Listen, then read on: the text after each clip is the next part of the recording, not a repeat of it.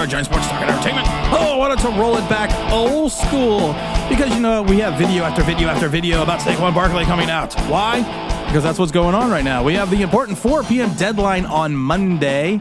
It's interesting situation. It's a lot of he said, she said. It's a lot going on between the Barkley camp and the press and social media and his agencies, because he's got 2 agencies working on this deal right now, and the Giants and everything else. And information has been flying around, and you just have no clue what to believe, what to not to believe, because at one point in time, someone will say this, and then it'll be disproven by saying this, and then someone will say this, and Barkley will blue hat the people saying basically it's a lie. And I just laugh because I just want the season to start. I just want to get this done and over with. Because of the fact that you are, and I've said this before, Joe, you are playing with fire. You really are, because of the fact that you have your franchise running back who is vital to this team, and you're basically saying that you don't, his value is not worth that of Daniel Jones, who just threw for 3,000 yards and 15 touchdowns, which is considered a good season by this. I love how Giant fans can rationalize and decompartmentalize anything. His 3,000 yards and 15 touchdowns are well below league averages. And then all they want to talk about is the rushing yards and things such as that. And it's like, great, yeah, you can add in the rushing yards, you can add in the touchdowns for that, because then you're at like 3,500 yards and 22 touchdowns, which is still below league average. But somehow he's turned the corner. They want to talk about not giving Saquon Barkley a contract because of the fact that this is his first year free of injury in a couple of years. And you are forgetting that this is the first year, last year was the first year Daniel Jones was free of injury, the first time in his entire career. We don't want to talk about that. But we want to talk about the speculation that we've mentioned this before, and this was mentioned numerous times before. And I want to get into a little rumor that I heard. And normally I don't always do videos about the rumors that I hear, because every once in a while I hear some good stuff. And normally when we expand, when we talk about a rumor, it's because of the fact that I've heard it from multiple people. And I will say that when we hear a rumor, I would say, and I forgot who did it. One of our subscribers did. It wasn't Zack Attack. But they went back over the last 3 years and went through all the rumors that we reported and things that reported. And we have something like a 88.7% accuracy rating. I can't remember. I have to. If you are the person that did that and sent me that email, because I deleted the email, but I saved the sheet you sent me. Just could you re-email me again? Because I'd like to give you credit for that, because they went back over the last 2.5, 3 years, and any rumor that we reported, they checked the validity and the accuracy after the decision was made. So we have a pretty good track record about just not spewing out nonsense. People are going to still be like, well, you got Malik Willis wrong. I love how that's their go-to thing with people. You got Malik Willis wrong. Okay. People get shit wrong. It's all right. And honestly, you're judging a guy's career after 5 games, and after looking at 5 years for Daniel Jones, and we're still judging him. So, but you know what? People get shit wrong. But we're going to get into this rumor in a minute. But I just find it interesting that you overpaid for an average season. A lot of people have talked about this. Skip Bayless has talked about this, and numerous talking heads have talked about it. Stephen A. Smith has talked about that you overpaid for average. That's what you did. You overpaid for an average quarterback. And luckily, the deal is only going to be around the Giants' neck for 2.5 seasons, because you can get rid of Daniel Jones after year 3 if things go horribly wrong, but you still have an $18 million dead cap number. And I keep saying before, I hope Daniel Jones succeeds. I've always said this. That's why I love when people say I'm a Daniel Jones hater. I always say over and over again, I hope he exceeds. I hope he excels. When he does something well, I give him credit for it. I come on the mic and give him credit for it. I came out before that Minnesota game and did a video that said that the Giants have to let the peacock fly and let Daniel Jones throw the ball, good or bad or indifferent, because it's a terribly ranked defense in reference to this, the Vikings. So go back and watch the video. I said they have to let him throw. Hook or by crook, just let him throw. Just let him sling it. So I hope he exceeds. I have a Daniel Jones jersey. I've met Daniel Jones. I've talked to Daniel Jones. I've talked to Daniel Jones off camera. I also did the question I asked him at that one event. So I don't have a problem with Daniel Jones. I've seen Daniel Jones on the field. I've been a foot away from Daniel Jones on the field. So I don't have a problem with the man, but you overpaid for an average season. And like I told Daniel Jones, I'm probably one of your biggest, I'm not going to say detractors, but I told him to his face. I probably, I'm one of your harshest critics. I'm one of your harshest critics on social media, because he is average. He had an average year. If you break down the dichotomy of an NFL season of what the average statistic is for 32 quarterbacks, he is below average. And you paid him that way.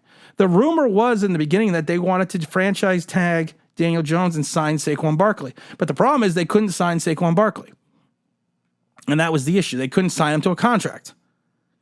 So they decided that they would basically sign Daniel Jones and franchise tag Saquon Barkley, because you're going to you just won 9 games and you just won a playoff game. So you're going to want to run it back with your quarterback. You're going to want to run it back with your star running back. And I said after the Minnesota game that the Giants were going to have to re-sign Daniel Jones. I did not like the idea. I still don't like the idea. But I said, you know what? You got 9 wins and he won a playoff game, so you have to re-sign him. There was the PR move itself would have been disastrous if the Giants won 9 games, won the playoff game, and let Daniel Jones go and turned around and he became something else. He became the quarterback everyone thought he could be.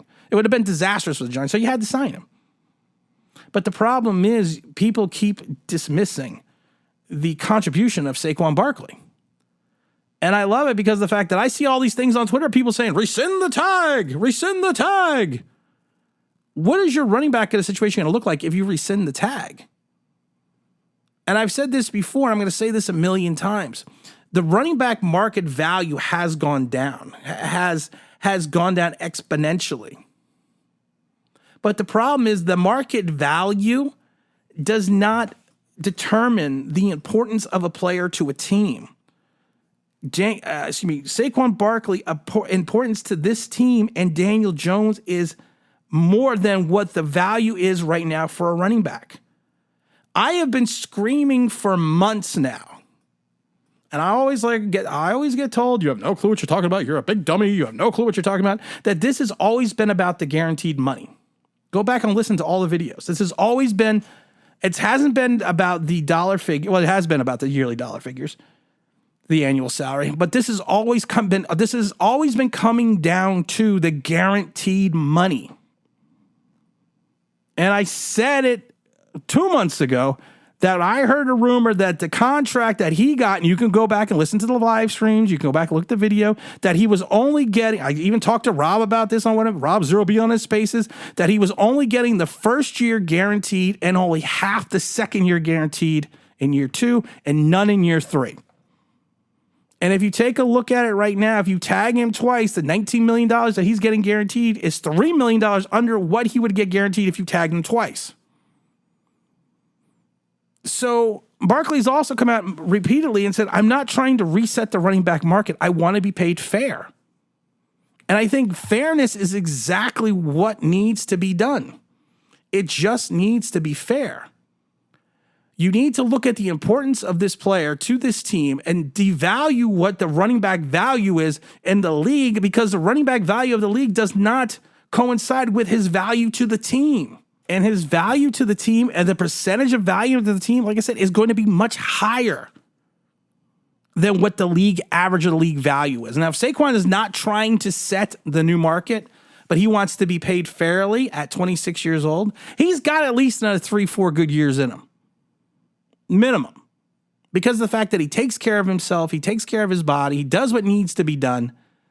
He puts in the effort, he puts in the work. And I've said this before, he puts in the effort and he puts in the work because it is his job. And I think anything that Saquon Barkley wants to do is going to be his job. He is going to put in that effort and he's going to put in that value. And he's probably been doing this since Pop Warner because this is his career. And to excel in your career, you need to put in the effort and put in the work. Now, I've been hearing a rumor, and I keep hearing this rumor, and I mentioned it on the live stream on Sunday.